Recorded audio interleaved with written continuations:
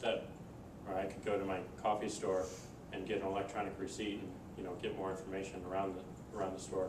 Have a coffee card automatically built into that receipt. Have very rich, have a link to their Twitter account or their Facebook account, and just get a sense of what's going on in a place that I frequent every single day, instead of getting this little paper receipt that I throw away and waste. Now, just using it as an example, if an author goes out and they take a big pile of books and they just all go sell them and swipe everybody's card, and all that money goes directly to them. None of that's going back to the publisher, and no one's getting royalties off of it. How does that money for that product get to the people who actually made the product? Do you know? Well, I think Can you repeat the question? Yeah. So the question is, if an author goes out and sells books directly, how does the publisher get paid, or how does the rest of the line get paid? So I think what Dom did in particular is he bought them at cost from the publisher, or at some sort of discount, which they were happy to give up, and then he sells it for the cover price. So he'll make the difference, whether it be, I don't know what his margin is, $10, $15, whatever, but the publisher already took their cut. So that's one way to arrange it. The other way is go out, sell these things. We're going to take a percentage of your sales. You just have to promise to pay us. So I don't know how you can cut it, but I think there's various ways to do that. Do you use any third-party apps? Do you have any favorites like TweetDeck or anything like that? Yeah, I never use the website. So mostly yes. I use SMS. That's where the majority of my usage goes, and then Tweety, because I have an iPhone. But I love SMS, not just from concept, but it's just very practical for me.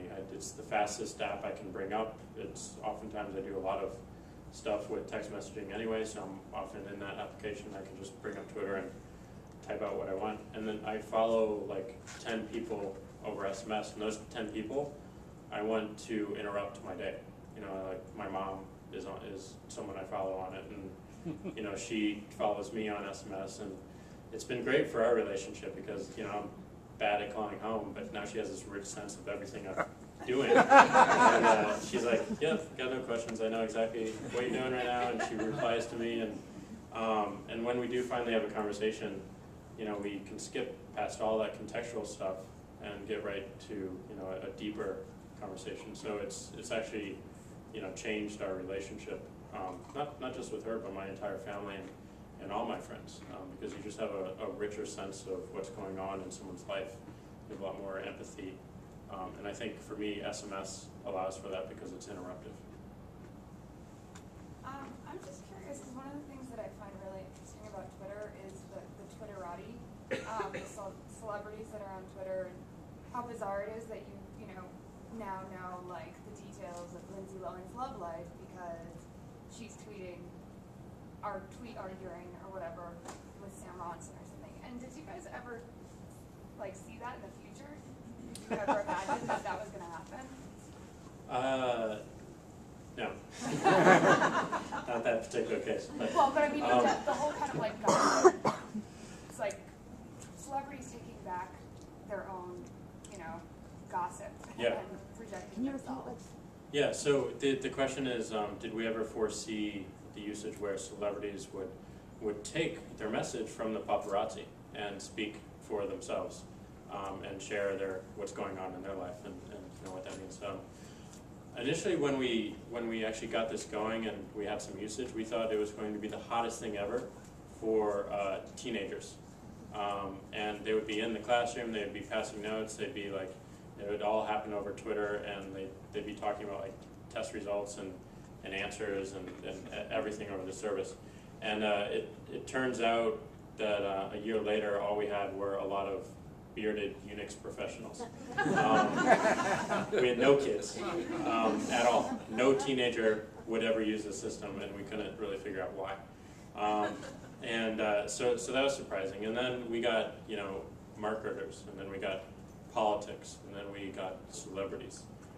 and then more governments moved in. So there's been this phase of usage, and each one tends to embolden and encourage the next one. So I think going back to that concept of humanizing, I think that's what we're seeing, and I think there's just been, it's not just with Twitter, it's a worldwide attitude. You see it in the Obama administration, which is constantly, focused on transparency and opening and being on the ground level instead of on the podium. I think it's a general human desire which just had so much pent up demand that it finally found a particular release.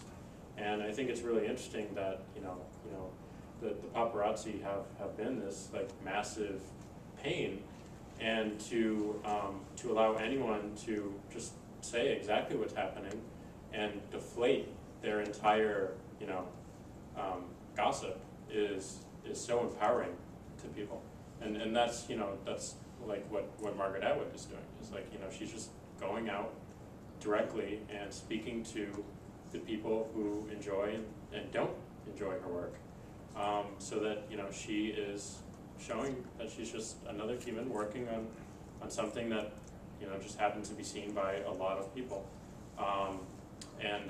but she's still accessible. And I think that's been the exciting thing about not just celebrities but any public figure, like any politician or speaker or anyone, is that we now have a channel to reach them directly. It's 1:30. I know that you have to go, but I wanted to thank Jack Dorsey for speaking. He's got to unfortunately run at 1:30, so I wanted to be respectful of that. But anyway, it's a great talk and much appreciated. I wanted to thank Andy Weisberg of Bowker for sponsoring the event and also for providing the food at the reception. So before you all leave, you have to stay, mingle. One of the things about Meetup is we really wanted people to get to know each other. So so please take the time to do that. If you follow at Publishing Point, you can find out about our next event, which we'll be announcing shortly.